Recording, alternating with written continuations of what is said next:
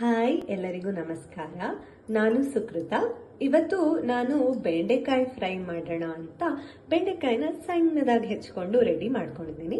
ಪಕ್ಕದಲ್ಲಿ ಆನಿಯನ್ ಕೂಡ ಹಾಕ್ತಿದ್ದೀನಿ. ಯೂಶಲಿ ಬೆಂಡೆಕಾಯಿ ಫ್ರೈಗೆ ಆನಿಯನ್ ಹಾಕಲ್ಲ, ಬೆಂಡೆಕಾಯಿನ ಮಾತ್ರ ಸಣ್ಣದಾಗಿ ಹೆಚ್ಚಿ ಫ್ರೈ ಮಾಡ್ತೀವಿ ಫಾರ್ ಅ ಲಾಂಗ್ ಟೈಮ್, ಸ್ವಲ್ಪ ಹೊತ್ತು ಮಾಡ್ತೀವಿ.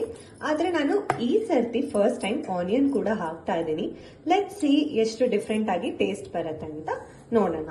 ನಾನು ಪರ್ಸೋನಾ 100% ಪ್ಯೂರ್ ಕೊಕೊನಟ್ ಆಯಿಲ್ನ ಯೂಸ್ ಮಾಡ್ತಾ ಇದ್ದೀನಿ. ನಾನು ಹೆಚ್ಚಾಗಿ ಅಡುಗೆಗೆ ಕೊಕೊನಟ್ ಆಯಿಲ್ನೇ ಬಳಸೋದ್ರಿಂದ ಇದಕ್ಕೂ ಕೂಡ ಅದನ್ನೇ ಯೂಸ್ ಮಾಡ್ತಾ ಇದ್ದೀನಿ. ನೀವು ಕೊಕೊನಟ್ ಆಯಿಲ್ ಟೇಸ್ಟ್ ಇಷ್ಟಪಡಲ್ಲ ಅಂದ್ರೆ ಯಾವುದೇ ಸನ್ಫ್ಲವರ್ ಆಯಿಲ್ನ ಯೂಸ್ ಮಾಡ್ಕೋಬಹುದು, ಮಿಕ್ಸ್ ಮಾಡಿ ಕೂಡ ಯೂಸ್ ಮಾಡ್ಬೋದು. ಈಗ ನಾನು ಸ್ಟವ್ ಹಚ್ತಾ ಇದ್ದೀನಿ. ಎಸ್, ನನಗೆ ಈ ಬಾಣಲೆಯಲ್ಲಿ ಅಡುಗೆ ಮಾಡೋದಂದ್ರೆ ತುಂಬಾ ಇಷ್ಟ. ದೊಡ್ಡದಾಗಿದೆ, ಸ್ಪೇಷಿಯಸ್ ಆಗಿದೆ.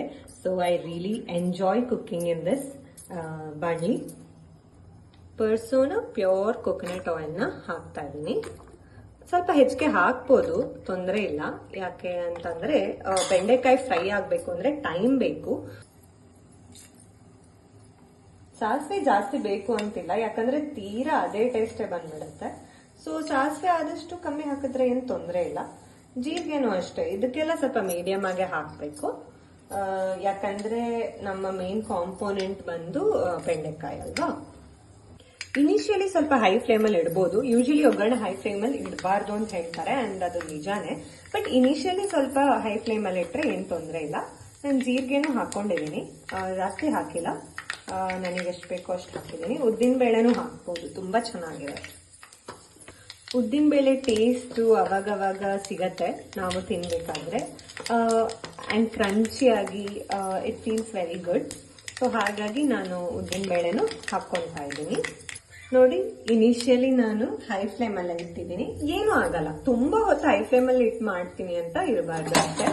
So it's okay. ಈಗ ಈರುಳ್ಳಿಯ ಆ್ಯಡ್ ಮಾಡೋ ಸಮಯ. ಆನಿಯನ್ಸ್ ಆ್ಯಡ್ ಮಾಡ್ತಾ ಇದ್ದೀನಿ. ಆನಿಯನ್ಸು ಶ್ರಿಂಕ್ ಆಗೋದ್ರಿಂದ ನೀವು ಆ್ಯಡ್ ಮಾಡ್ಕೋಬಹುದು, ತೊಂದರೆ ಇಲ್ಲ. ಇದಕ್ಕಿಂತ ಸ್ವಲ್ಪ ಜಾಸ್ತಿನೂ ಮಾಡ್ಬೋದು, ಬಟ್ ನಾನು ತಗೊಂಡಿರೋ ಬೆಂಡೆಕಾಯಿಗೆ ಇಷ್ಟು ಸಾಕಾಗತ್ತೆ. ಆ್ಯಂಡ್ ಆನಿಯನ್ ಮೇಜರ್ ಟೇಸ್ಟ್ ಇರೋದು ಬೇಡ, ಸೈಡಲ್ಲಿ ಸಿಕ್ಕರೆ ಸಾಕು. So golden rule for onion ಏನಂದ್ರೆ ಗೋಲ್ಡನ್ ಬ್ರೌನ್ ಆಗಬೇಕು ಅಷ್ಟೇ. ಚೆನ್ನಾಗಿ ಈ ಥರ ಸ್ವಲ್ಪ ಫ್ರೈ ಮಾಡ್ಕೋಬಹುದು. ಇಲ್ಲಾಂದ್ರೆ ಆನಿಯನ್ಗೆ ಜಾಸ್ತಿ ಎಫರ್ಟ್ಸ್ ಬೇಡ, ಪಾಪ ಅದು. ಇದನ್ನು ಕೂಡ ಸ್ವಲ್ಪ ಹೈ ಫ್ಲೇಮಲ್ಲಿ ಇಟ್ಟರೆ ಏನು ತೊಂದರೆ ಆಗಲ್ಲ. ಹೈ ಫ್ಲೇಮಲ್ಲಿ ಇಟ್ಟು ಅಲ್ಲಿ ಹೋಗಿ ಇನ್ಸ್ಟಾಗ್ರಾಮ್ ರೀಲ್ಸ್ ನೋಡಿ ಬರ್ತೀನಿ ಅಂದ್ರೆ ತೊಂದರೆ ಆಗುತ್ತೆ. ಸೊ ಕಾನ್ಶಿಯಸ್ ಆಗಿ ಕುಕ್ಕಿಂಗ್ ಮಾಡಿದ್ರೆ everything will come out very tasty. ಈಗ ನೋಡಿ, ನಾನು ಬೆಂಡೆಕಾಯಿನ ಆ್ಯಡ್ ಮಾಡ್ತೀನಿ. ಆನಿಯನ್ ತೀರಾ ಫ್ರೈ ಆಗಬೇಕು ಅಂತ ಅಗತ್ಯ ಇಲ್ಲ. ಯಾಕೆ ಅಂತಂದ್ರೆ ಬೆಂಡೆಕಾಯಿನ ಹಾಕಿದಾಗ ಅದ್ರ ಜೊತೆಗೆ ಫ್ರೈ ಆಗತ್ತೆ. ಇಲ್ಲಿದೆ ಹೆಚ್ಚಿರುವಂತ ಬೆಂಡೆಕಾಯಿ. ಲೇಡೀಸ್ ಫಿಂಗರ್ನ ಆ್ಯಡ್ ಮಾಡ್ತಾ ಇದ್ದೀನಿ. Just keep fry, just keep fry, just keep fry ಅಂತ ಈ ಥರ ಶ್ರಿಂಕ್ ಆಗೋವರೆಗೂ, ಅದು ಅಂಟೆಲ್ಲ ಹೋಗೋವರೆಗೂ ಫ್ರೈ ಮಾಡ್ತಾ ಇರಬೇಕು. ಸಾಲ್ಟ್ ಹಾಕ್ತೀನಿ, ಆಮೇಲೆ ಅಚ್ಚ ಖಾರದ ಪುಡಿ ಹಾಕ್ತೀನಿ. ಇದ್ರ ಜೊತೆ ನೀವು ಗರಂ ಮಸಾಲ ಕೂಡ ಹಾಕೋಬಹುದು, ಬಟ್ ನಾನು ಹಾಕ್ತಾ ಇಲ್ಲ ಸದ್ಯಕ್ಕೆ. ನಾನು ಮೆಜರ್ಮೆಂಟ್ ಎಲ್ಲ ತಗೊಳೋದು ಕಮ್ಮಿನೇ, ಒಂದು ಅಂದಾಜಲ್ಲಿ ಅಡುಗೆ ಮಾಡ್ತೀನಿ. ಅದು ಯೂಶಲಿ ಚೆನ್ನಾಗಿರುತ್ತೆ. So I stuck to that method. ಮಧ್ಯ ನಾವು ಟೇಸ್ಟ್ ನೋಡ್ಬೋದು ಹೇಗಿದೆ ಅಂತ, ಉಪ್ಪು ಆಗಲಿ, ಖಾರ ಆಗಲಿ, ಅಥವಾ ಬೆಂಡೆಕಾಯಿ ಎಷ್ಟು ಫ್ರೈ ಆಗಿದೆ ಅಂತ ಆಗಲಿ.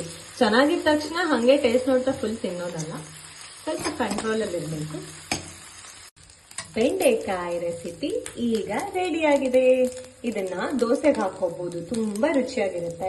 ಚಪಾತಿಗಂತೂ ಇನ್ನೂ ರುಚಿಯಾಗಿರುತ್ತೆ. ಅನ್ನಕ್ಕೂ ಸೇರ್ಸ್ಕೋಬಹುದು, ತುಪ್ಪ ಹಾಕಿ ರುಚಿಯಾಗಿ ತಿನ್ಬೋದು.